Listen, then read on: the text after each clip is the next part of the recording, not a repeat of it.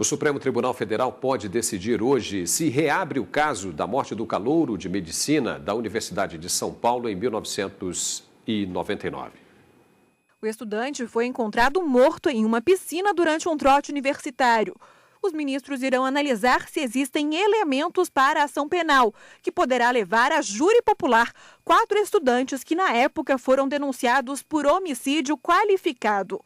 O plenário vai julgar um recurso em que o Ministério Público Federal questiona o trancamento da ação pelo Superior Tribunal de Justiça. O STJ entendeu que falta justa causa para o processo, porque não existiriam elementos que responsabilizem os acusados. O Ministério Público Federal argumenta que a conduta supostamente delituosa foi narrada com clareza e com a descrição das circunstâncias, o que afastaria a rejeição da denúncia. Para o MPF, a decisão do STJ cerceou a ação do Ministério Público e violou a Constituição, que reconhece a instituição do Tribunal do Júri para julgar crimes dolosos contra a vida. Em sua defesa, os denunciados alegam que o recurso do MPF não deve ser acolhido. O caso teve repercussão geral reconhecida pelo STF em 2009. Os ministros entenderam que o tema do processo apresenta relevância do ponto de vista jurídico e social, indo além dos interesses das partes, porque está em jogo a soberania do júri e as funções institucionais do Ministério Público.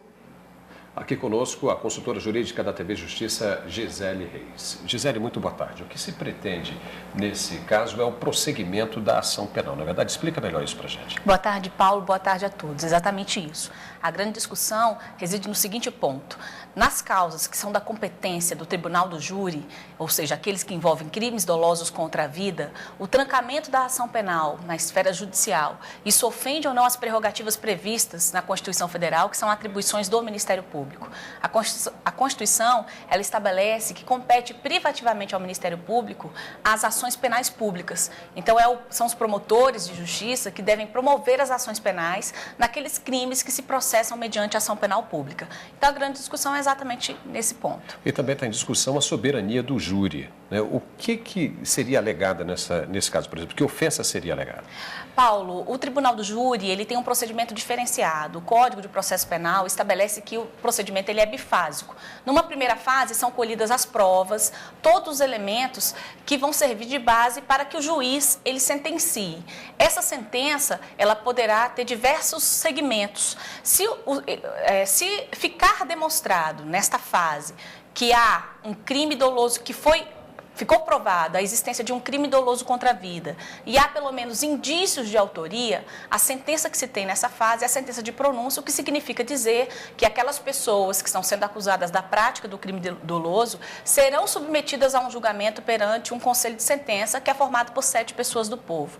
Então, a segunda fase, que é a fase de julgamento propriamente dita. O que o Ministério Público, na verdade, argumenta aqui é que não haveria possibilidade de trancar a ação penal na medida em que é na primeira fase do julgamento, na primeira fase do processamento de crimes dolosos contra a vida, é que o juiz deve avaliar se esse caso será ou não submetido a júri popular. E quando acontece o trancamento, acaba retirando do júri a possibilidade de decidir se aquelas pessoas ali envolvidas são ou não responsáveis por aquele ilícito penal. Nós temos mais um assunto. É que também está previsto na sessão plenária de hoje o julgamento de 2 habeas corpus envolvendo pessoas que foram convocadas para depor em uma CPMI, mas reivindicaram o direito de ficar caladas. Habeas corpus é uma medida jurídica para a proteção daqueles que estão tendo a liberdade infringida. É um direito do cidadão que está na Constituição Federal. Também é chamado de remédio judicial ou constitucional, pois tem o poder de cessar a violência e coação que indivíduos possam estar sofrendo. O habeas corpus protege o cidadão de atos administrativos ilegais ou praticados com abuso de poder. Então, o habeas corpus ele vai servir tanto para essa tutela imediata da liberdade, por exemplo, quando eu me encontro preso, a pessoa que está cumprindo pena, a pessoa que foi presa em flagrante, a pessoa que foi presa numa prisão preventiva ou temporária, ela pode usar do habeas corpus para tentar garantir sua liberdade. Na maioria das vezes, o habeas corpus é um instrumento utilizado por advogados para solicitar a liberdade de um cliente que esteja preso. Se concedido, a pessoa poderá responder o processo do qual é acusada em liberdade.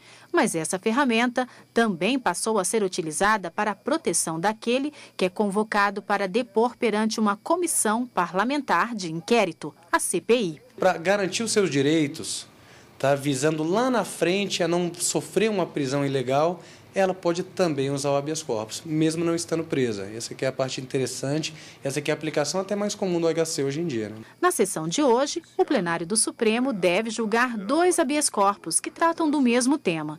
2 pessoas foram convocadas para prestar depoimento na Comissão Parlamentar de Inquérito que investigam as operações Vegas e Monte Carlo. Os convocados utilizaram o HC para terem o direito de ficarem calados e de não se auto-incriminarem. O HC pode ser utilizado tanto para pessoa física quanto para pessoa jurídica. Qualquer pessoa, qualquer cidadão pode entrar com habeas corpus. Ô Gisele, qual é o limite de investigação de uma comissão parlamentar de inquérito? Os mesmos que estão previstos na Constituição Federal e que se aplicam às autoridades judiciárias. Porque o texto constitucional estabelece que as comissões parlamentares de inquérito eles têm os mesmos poderes instrutórios de um juiz. Mas existem algumas matérias também previstas no nosso ordenamento jurídico que limitam, que só podem serem decretadas, determinadas por força de uma decisão judicial, como, por exemplo, as prisões preventivas, prisões temporárias. E aí, nesse sentido, a Comissão Parlamentar de Inquérito realmente tem alguns limites. Ela não pode determinar esses tipos de prisões, apenas a prisão em flagrante é possível de ser determinada. Também não pode autorizar interceptação telefônica, não pode, por exemplo, desconstituir um segredo que foi decretado judicialmente. O processo corre em segredo de justiça, a Comissão Parlamentar de Inquérito não pode desconstituir esse segredo. Esses são alguns exemplos.